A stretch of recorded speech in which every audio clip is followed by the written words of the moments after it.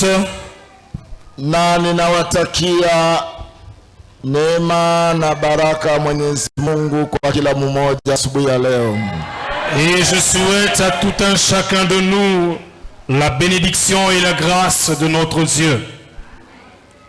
Kama vile tulisema dimanche iliyopita, comme nous l'avons dit le dimanche passé, kusema leo katika kalenda ni kushangilia kuingia kwa Bwana wetu Yesu Kristo huko Yerusalemu. Qu'aujourd'hui, par rapport au calendrier, c'est la célébration de l'entrée de notre Seigneur Jésus-Christ à Jérusalem.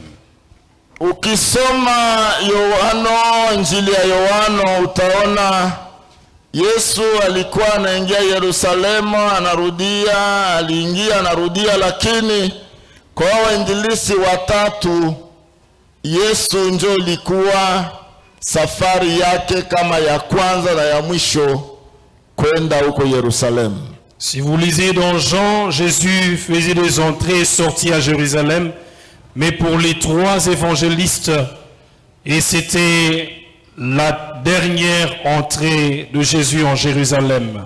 Wakati tulikuwa nakuya njiani, lorsque nous venions en route, mugari, à bord du véhicule, njo madame yangu anasema hivi siku sasa vile tuko naenda Yerusalemu.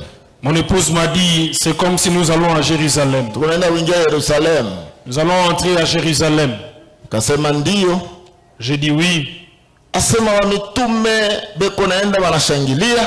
Il dit, les disciples sont en train d'aller faire des ovations.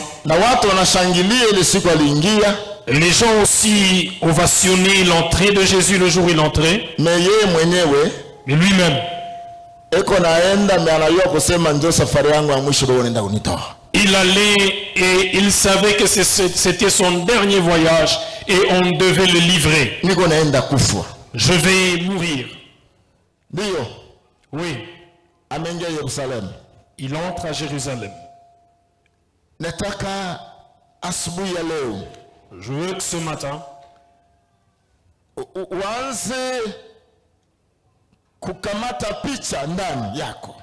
que tu puisses avoir l'image en toi. Tu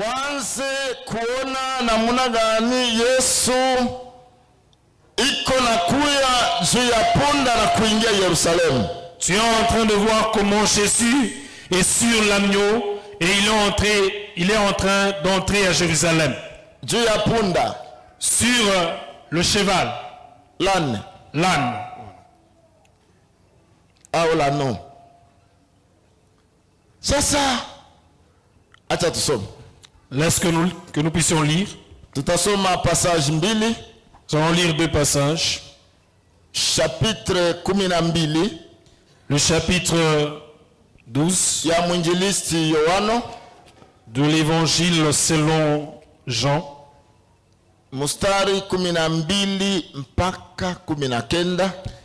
Le verset 12 à 18 à 19. Après, nous allons lire Matthieu 21 10 à 11. Lisons Matthieu chapitre 12, le verset 12 à 19 au nom de Jésus. Le lendemain, une foule nombreuse de gens venus à la fête, ayant entendu dire que Jésus s'est rendu à Jérusalem, prirent des branches de palmier et allèrent au-devant de lui en criant « Hosanna, béni soit celui qui vient au nom du Seigneur, le roi d'Israël. » Jésus trouva un anneau et s'assit dessus, selon ce qui est écrit « Ne crains point, fille de Sion, voici ton roi vient, assis sous le pied d'une ânesse. » Ses disciples ne comprirent pas d'abord ces choses, mais lorsque Jésus eut été glorifié, ils se souvinrent qu'il était écrit de lui et il les avait accomplis à son égard. Tous ceux qui étaient avec Jésus quand il appelait Lazare du sépulcre et les ressuscita de mort lui rendaient témoignage. Et la foule vint au-devant de lui parce qu'elles avaient appris qu'il avait fait ces miracles. Les pharisiens se rendirent donc les uns aux autres. Vous voyez que vous ne gagnez rien, voici le monde est allé après lui. Amen. Nao Yesu, siku ya pili yake watu wengi walijia sikukuu, walisikia ya kwamba Yesu anakuja Yerusalemu. Wakatwaa matawi ya mitende, wakatoka nje kwenda kumlaki, wakapiga makelele, Hosana, ndiye mubarikiwa ajaye kwa jina la Bwana, mfalme wa Israeli.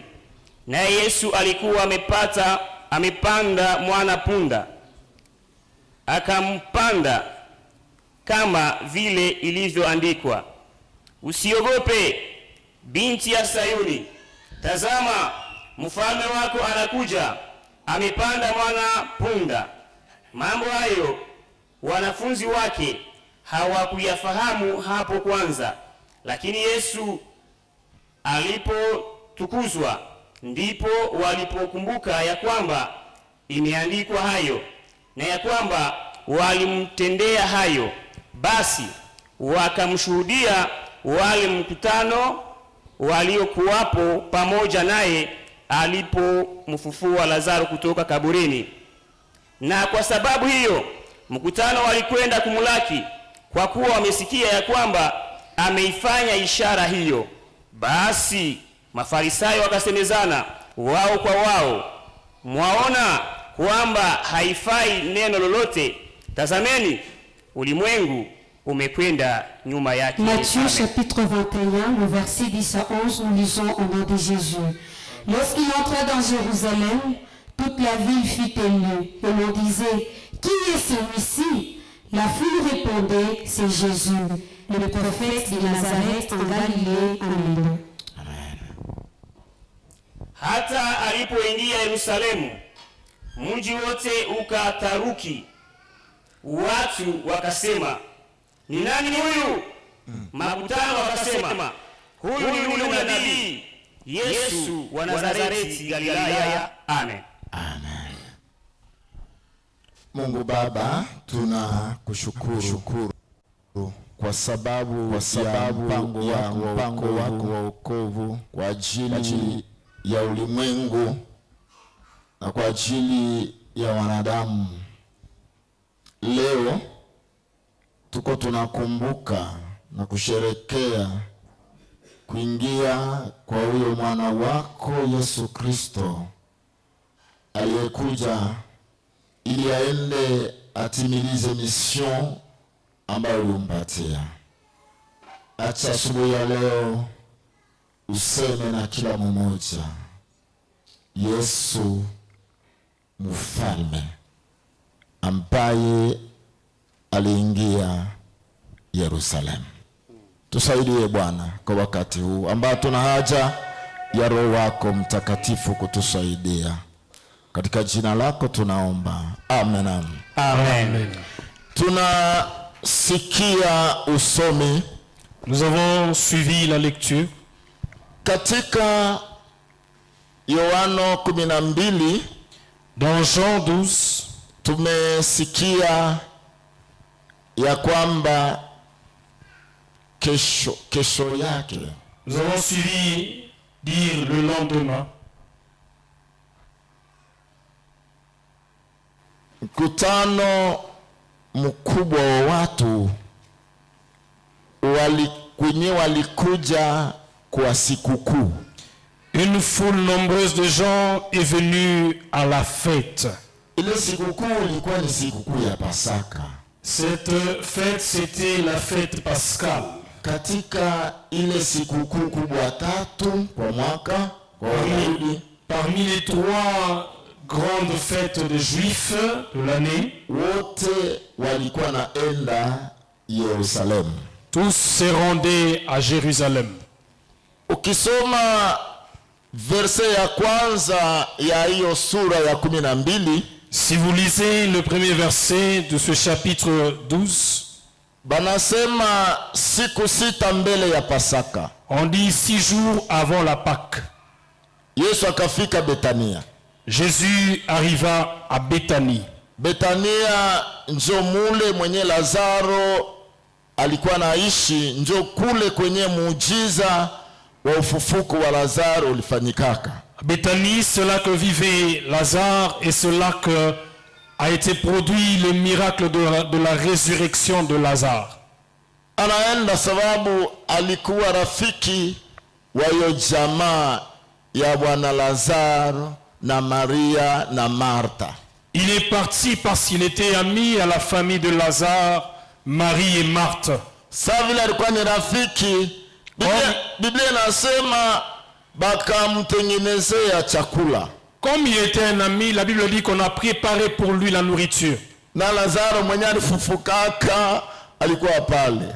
Et Lazare qui était ressuscité était aussi, faisait partie du nombre. Kumawazo yangu labda Lazaro katika kusungumuza kwake labda randa kusema Bwana merci, kama iko wewe, kama nisha kwa kaburi kabisa banesha kunisahabu. Dans mes pensées, je me disais, Lazare pouvait dire au Seigneur merci. N'eût été toi, je serais déjà dans les oubliettes. Il mangeait. Pendant que les gens sont autour d'une table, ils parlent de tout et de rien. Et quand vous descendez un peu plus bas, makubwa yenye ilifanyika, huyo Martha, huyo Maria anakuya. Martha ndio alikuwa specialiste mukupigaka chakula bakwetu. C'est là qu'il y a eu des plus grandes choses qui se sont passées. Marthe était spécialiste dans l'art culinaire. Kama angelikuwa kako leo tunyaanza kumuita kuma seminaire anafundisha ba mama kupiga.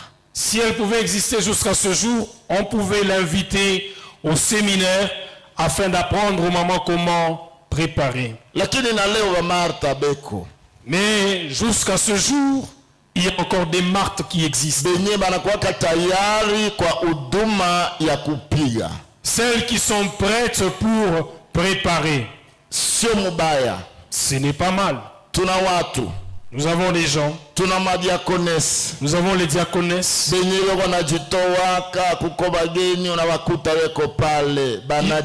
Yani banajima banatoa maisha wakati wao kwa ajili ya kuhudumia watu. Qui sont là quand les gens nous recevons les visiteurs, elles sont là, elles se sacrifient, elles se privent de leur temps afin de préparer pour que les autres puissent manger.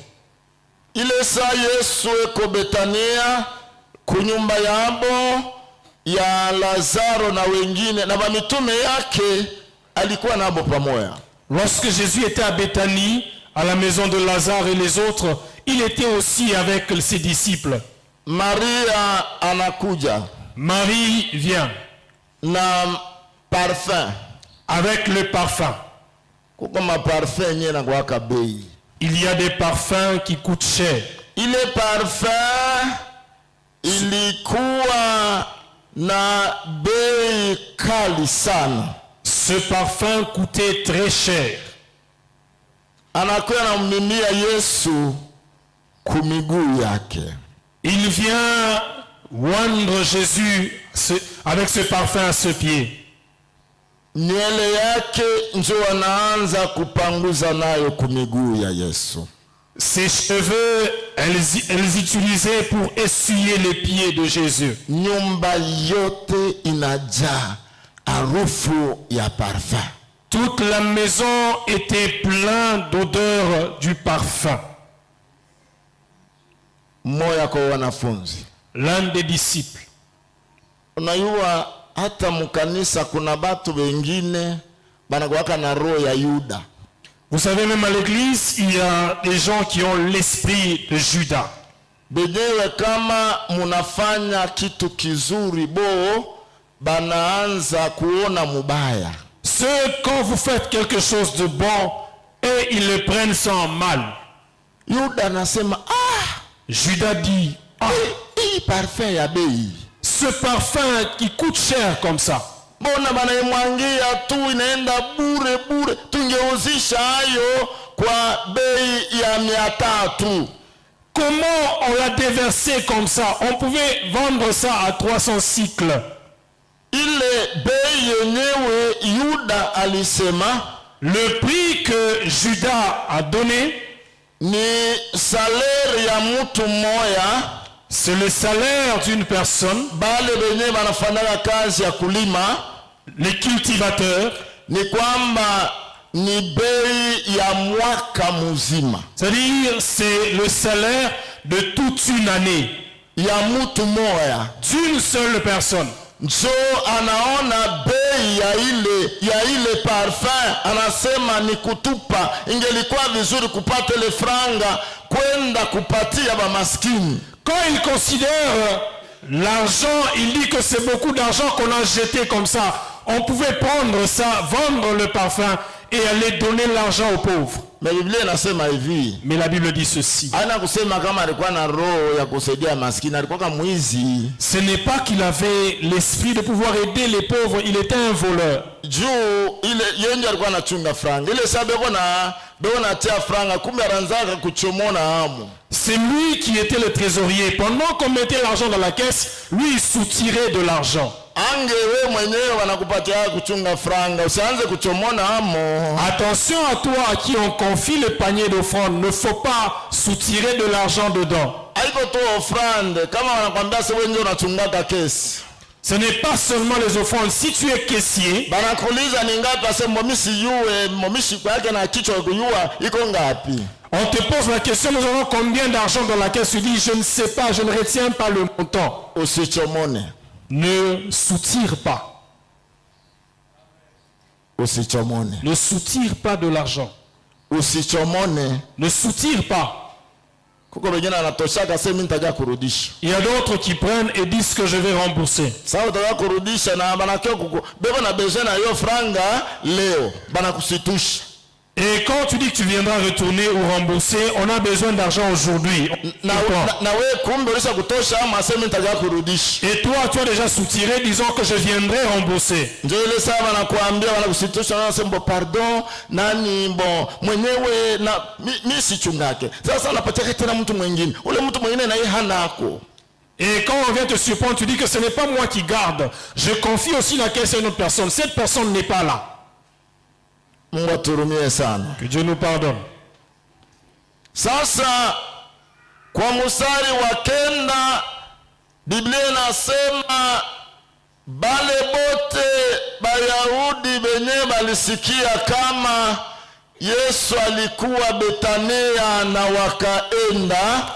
Et au verset 9, la Bible dit, tous les Juifs qui ont appris que Jésus était à Béthanie et il est parti, Bende baone kweli Lazaro alilamuka, alifufuka. ils sont partis pour voir si réellement Lazare était ressuscité. Verset ya 10. Le verset 10. Wakubwa wa makuhani na tayari wakadeside kusema inafaa pia kumuua Lazaro. Les principaux sacrificateurs délibérèrent de faire mourir aussi Lazare. Juba watu bengi bakaanza kuachana wale makuhani wakaanza kuambatana na Yesu. Parce que plusieurs personnes se retiraient des principaux sacrificateurs pour s'attacher à Jésus. Kutoka Betania njo sasa huyu Yesu anataka kwenda kuingia Yerusalemu. Quittant Béthanie, maintenant Jésus voulait se diriger vers Jérusalem et faire son entrée. Sawa vile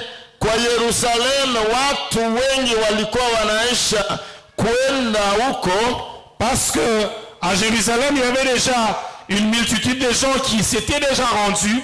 Ukisoma katika Mathayo ama Luka, Si vous lisez dans Luc, ni kusema batu balikuwa banangoya c'est-à-dire les gens attendaient kusema kama Yesu atakuya Yerusalemu. que Jésus devait arriver à Jérusalem. Kulikuwa batu walikuwa nasikia tu habari yake. Il y a des gens qui entendaient de loin sa venue ou parler de Jésus. Jina tu na sasa bakaanza kujiuliza eske atakuya. Il entendait seulement parler de Jésus, du nom de Jésus. Maintenant, il s'est posé la question, est-ce que va-t-il venir? Ndiyo atakuya. Oui, il va venir. Haleluya. Amen. Yesu anaingia. Jésus fait son entrée.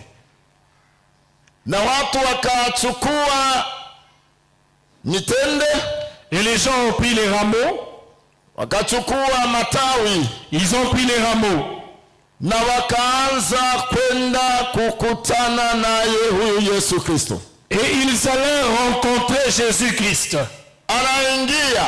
Il entre. Ukisoma Luka, ukisoma Mathayo, ukisoma Marko, Si vous lisez Luc, Matthieu et Marc, Yesu mbele anatuma ujumbe kusema mwende mgini moja, mutakuta mwana punda iko pale, na mumuchukue mumulete.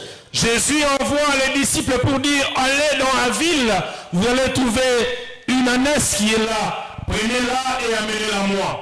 Mwenye nayo akibauliza, Si le propriétaire vous demande, mumwambie tu kusema Bwana yuko na besoin na ile mwana punda. dites-lui seulement que le maître en a besoin. Hakusungumuza naye, Il n'a pas parlé avec le propriétaire. lakini Mais anasema hivi, il a dit ceci. mwenye nayo kama ananiuliza tu museme Bwana njoo anatutuma, eko na besoin ya huyo mwana punda wako. Il dit, si le propriétaire vous questionne, dites-lui, le Seigneur en a besoin et c'est lui qui nous a envoyé prendre cette ânesse. Neno la Mungu linataka kuambia kwanza leo, La parole de Dieu veut te dire ceci aujourd'hui, asema vyote vinye tuko nabyo, que tout ce que nous possédons, Yesu njoo yuko Bwana. c'est le Seigneur qui en est le maître. Yesu njoo yuko Bwana wa vitu vyote vyenye tunakuwa navyo. C'est Jésus-Christ qui est le maître de tout ce que nous possédons. Gari yenye uko nayo, Bwana akihitaji umpatie kwa kazi yake. Le véhicule que tu as, si le Seigneur en a besoin, donne-le lui pour son œuvre. Chochote kenye unakuwa nacho, kama Bwana anakihitaji juu ya kukitumia, Bwana ana haja nacho, mpatie. Acha Bwana afanye kazi pamoja na vitu vyote ambao unakuwa. Tout ce que tu possèdes, si le Seigneur te le demande, laisse que tu puisses lui donner et que le Seigneur puisse utiliser la chose pour son œuvre. Hata we mwenyewe kama Bwana yuko na besoin na we, ujiache mikono yake afanye kazi pamoja na we. Même toi-même, si le Seigneur a besoin de toi, livre-toi entre ses mains, rends-toi disponible, qu'il puisse travailler avec toi. Anaingia Yerusalemu, watu wanaanza kulalamika. Les gens commençaient à crier, Hosana, abarikiwe yule anayekuja kwa jina la Bwana. Hosanna, béni soit celui qui vient au nom du Seigneur, Mfalme wa Israeli. le roi d'Israël. Anapanda Il monte sur l'anneau, na hiyo neno lilitabiriwa katika nabii Zakaria. et cette parole a été prophétisée par le prophète Zacharie, Sura 9 mstari wa 9, chapitre 9, verset 9. ya kwamba usiogope binti wa Sayuni, Disons, ne crains pas, toi fille de Sion, kwa sababu mfalme wako anakuja, car ton roi vient, ambaye anakaa juu ya mwana punda. qui est assis sur l'anneau. Yesu hakuingia mwenyewe anajitangaza kuwa mfalme, Jésus n'est pas entré se proclamant lui-même comme roi, lakini jinsi anaingia mais la manière dont il est entré, na hawa Wayahudi wenyewe walikuwa humo, et les Juifs qui étaient là, wanaona mfalme huyo ndiye ambaye naingia. ils se sont qui est en train de faire son entrée. Hiyo matawi yenye walifanya walikuwa nayo, Les rameaux qu'ils avaient, kama mkombozi alikuwa anaingia fasi, si le roi ou le sauveur entrait quelque part, mkombozi kama aliingia, balikuwa banakuya na ile matawi banaitikisa, kuitikisa na kuitia chini, juu ya kuonesha kusema mkombozi anakuja kutukomboa. Quand le Sauveur venait, ils avaient à leur possession les rameaux, ils les agitaient jusqu'à le faire mettre par terre pour dire que voici le Sauveur qui entre. Yani hiyo matawi ilikuwa na maanisha, ilikuwa naonesha kusema walimuona Yesu kama liberateur mwenyewe anaingia Yerusalemu. C'est-à-dire le rameau démontrait qu'ils ont considéré Jésus comme étant un libérateur qui est entré à Jérusalem. Bafalme walikuwa naingia, batu bakuu walikuwa naingia. Kuingia kwao hakukuwa kunasikilika, lakini kuingia kwa mtu mmoja ambaye ni Yesu Kristo, Biblia inasema mji ulitaurika. Yani la ville était émue, bouleversée. Le roi entrait, les autorités entraient, mais la seule entrée d'une seule personne qui est Jésus, à son entrée, la ville a été émue. Hallelujah. Amen. Aliingia na cortège, Il est entré avec un cortège, akipanda juu ya mwana punda. étant assis sur l'anneau. Huyu wafalme walikuwa wanaingia juu ya punda au juu ya mwana punda. Les rois entraient soit sur un cheval ou sur un anneau. Ni kwamba kama mfalme alipanda juu ya mwana punda, C'est-à-dire si le roi était sur l'anneau, ni kusema anaingia kutangaza amani. c'est-à-dire il entrait pour proclamer la paix. Kama anaingia juu ya punda, Mais s'il entre sur un cheval, ni kusema anaenda huko njo kupambana, anaenda kwa. pour faire la guerre. Lakini Yesu anapanda juu ya mwana punda, Mais Jésus était sur l'anneau. kusema ya kwamba niko mfalme, lakini sije kwenda kuonesha ya kwamba ninakuja kupiga vita, lakini ninakuja kama mfalme wa amani. Jésus étant sur l'anneau, il démontrait qu'il était le roi. Il ne venait pas pour la guerre, mais il venait en leur disant qu'il était le roi ou le prince de paix. Mwenyewe tunashangilia kuingia Yerusalema leo. Celui pour qui nous célébrons son entrée à Jérusalem aujourd'hui. Uone Yerusalema kama wewe. Vois Jérusalem comme toi. Yeye anaingia kama mfalme wa amani. Il entre comme le prince de paix.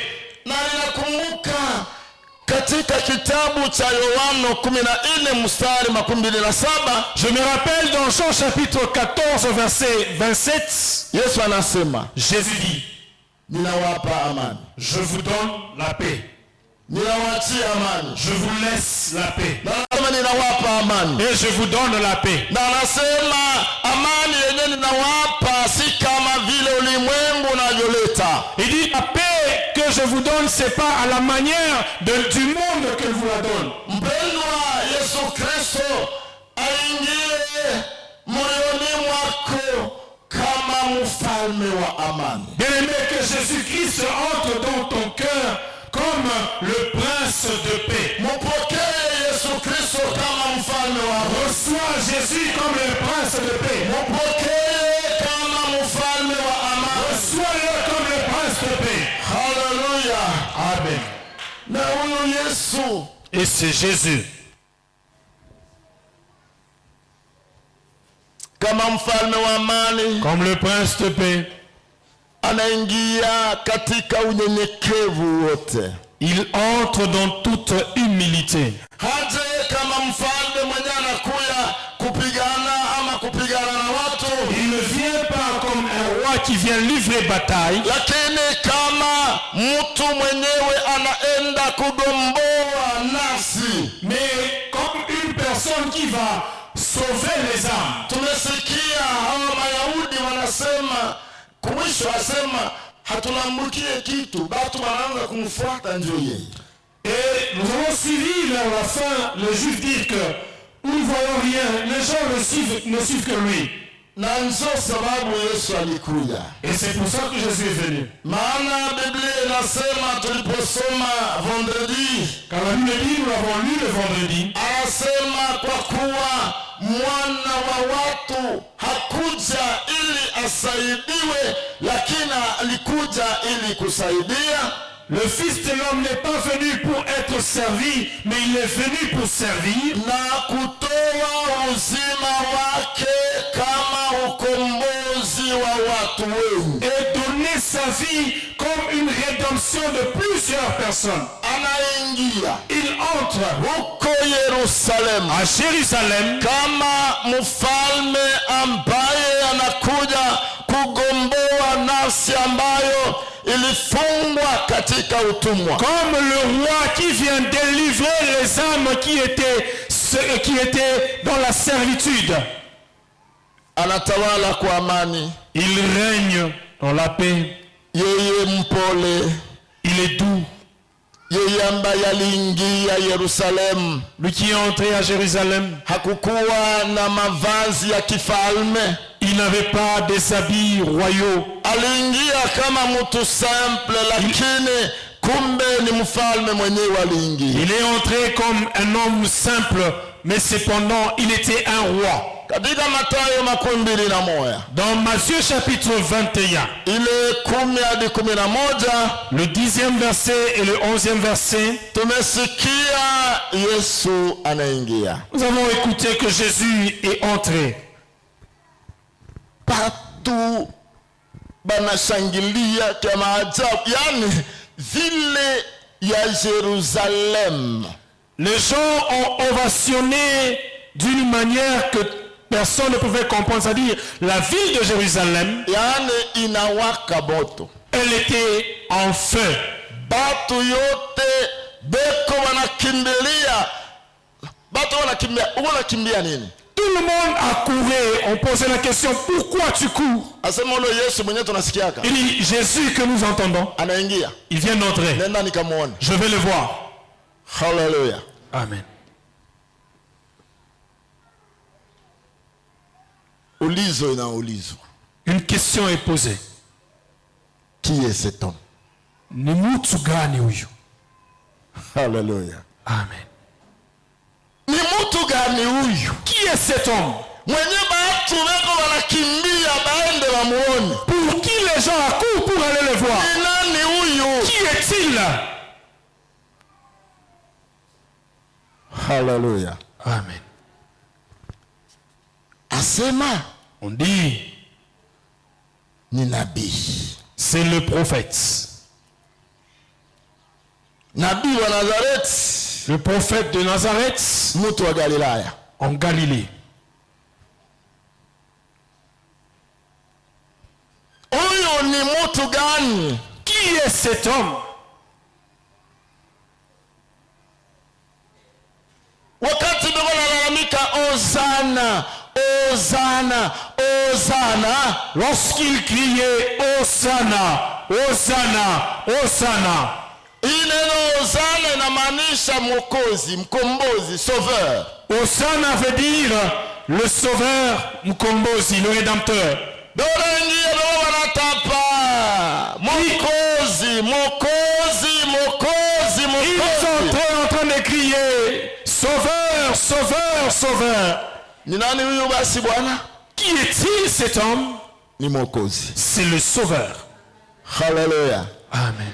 Ni mwokozi. C'est le sauveur. Mwenye alikutana na Paulo. Celui qui a rencontré Paul. Paulo mtesaji wa kanisa. Paul, le persécuteur de l'église. Paulo mwenyewe anashuhudia kusema siku baliua Stefan, yeye ndio alikamataka na nguo. Paul qui témoigne Alitia pa miguu yake. que le jour où on lapidait Stéphane, celui Étienne, celui qui avait l'habit, et il avait l'habit sur ses genoux. Huyu mwenyewe anauliza qui est cet homme? Celui qu'on pose la question ni mtu gani? C'est celui qui a rencontré Paul. Ni yule ambaye alipatana na Paulo. C'est celui qui a changé Paul. Mwenye alibadilisha Paulo. C'est celui qui a sauvé Paul. Mwenye aliokoa Paulo. C'est celui qui a transformé Paul. Ni mwenye alimbadilisha Paulo. Qui est cet homme? Ni nani huyu mtu?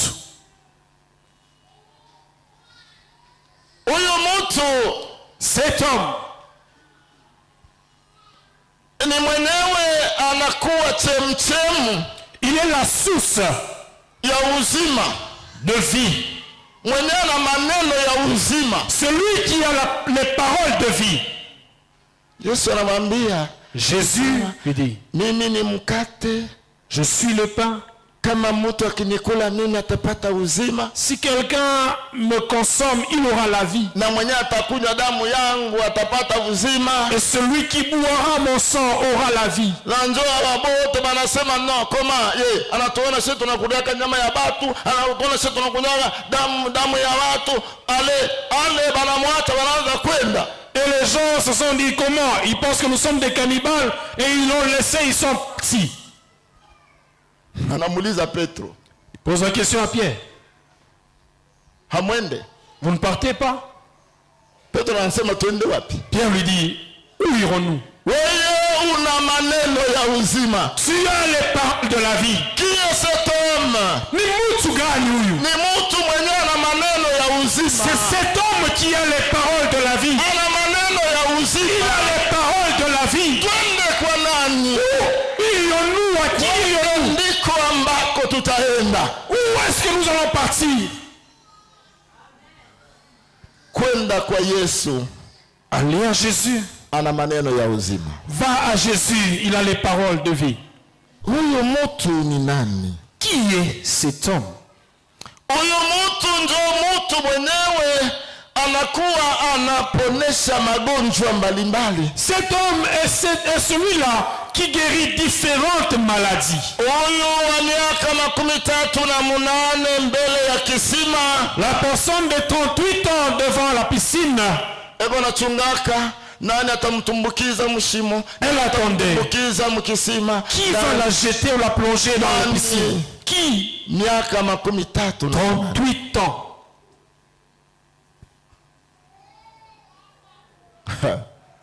Hallelujah. Amen. Huyu mwenyewe anauliza ni nani kie setome? Celui dont on pose la question ni nani yo mtu? Na yeye anapitia pale. Lui aussi passé par là. Anamuona analala pale. Il voit la personne alitée là. Anaanza kumuuliza. Il commence à lui poser une question. Unataka kuponeshwa? Veux-tu être guéri? Sababu huyo mtu hakujua wewe mwenyewe anamuuliza ni nani. Parce que cette personne ignorait la personne qui lui posait la question qui était. Anaanza m'explication. Il commençait à s'expliquer. Sikia nikwambie. Écoute, je te dis.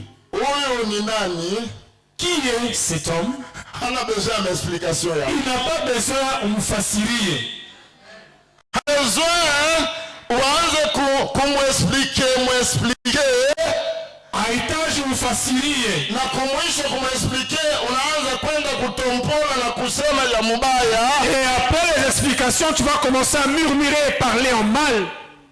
Anamwambia tu. Il lui dit seulement. Simama.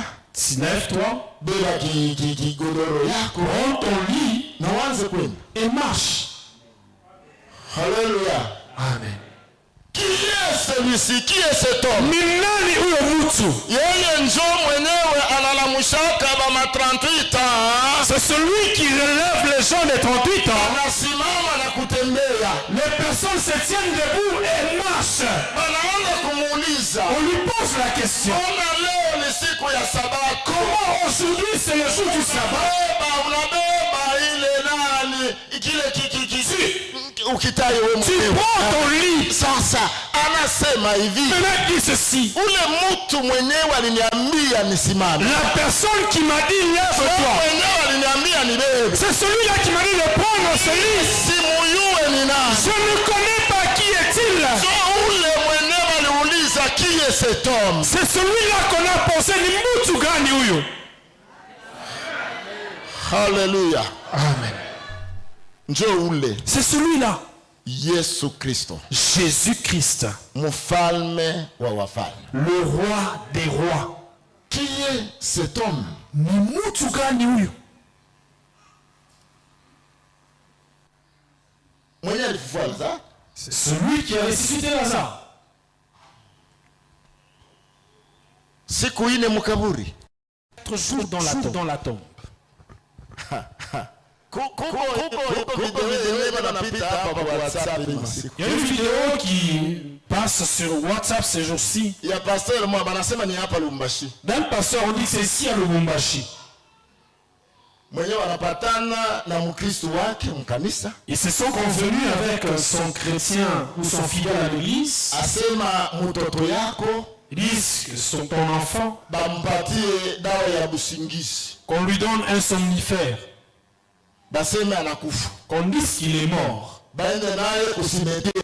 Qu'on aille avec lui au cimetière. Sasa kule kusimetiere. Et là, arrivé au cimetière, njoo aombe. C'est là qu'il va arriver pour prier. Mtoto akilalamua kama nguvu ya dawa inaisha, analamuka asema alifufua mufu, ndio si la teneur de ce produit-là baissait, que l'enfant en prie pour lui qui se réveille, pour que l'église soit remplie encore de gens. Kufia kusimetiere. Arrivé au cimetière, malombi. Ils ont prié. Malombi. Ils ont prié. Anakakamata katoto. Et il prend le petit enfant. Anakakamata na ukafanya hivi. Et il prend l'enfant et le secoue. Naona makushi yenyewe unaenda huko chini. Même la couche de l'enfant tombe. Soro, relève. Toka, simama. Mtoto anakufa lote. L'enfant est mort. Ilikuwa secret inatokea nje. C'est un secret et il a été dévoilé. Nafikiri kama kanisa la Mungu litaja juu ya miujiza.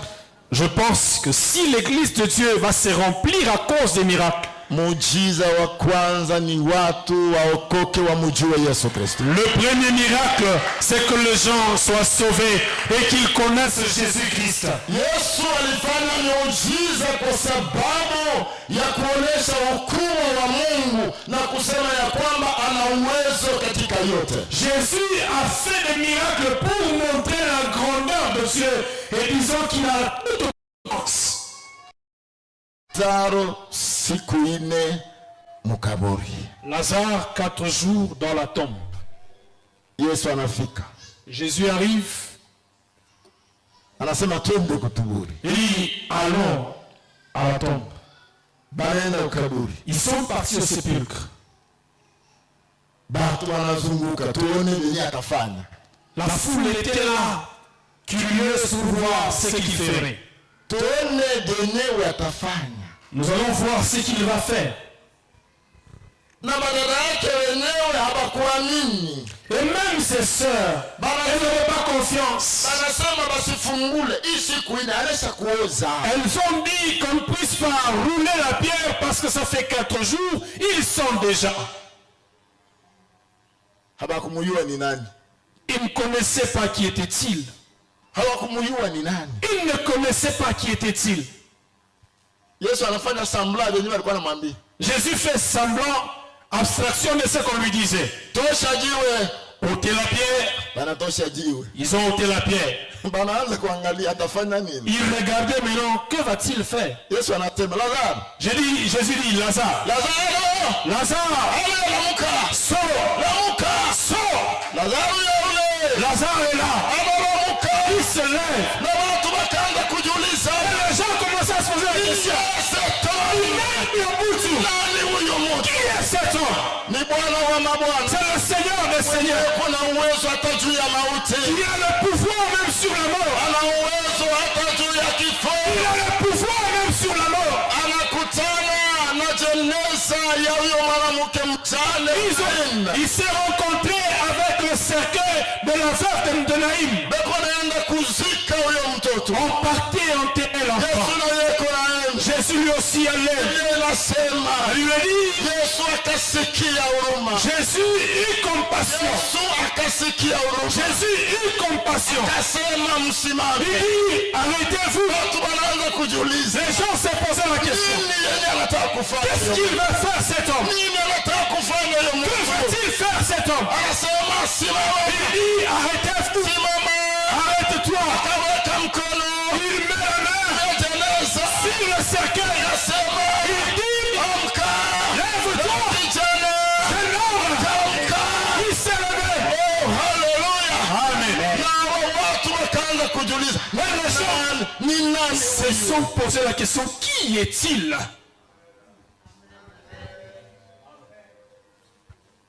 Ni Yesu. C'est Jésus, Mwenye uwezo. le Tout-Puissant.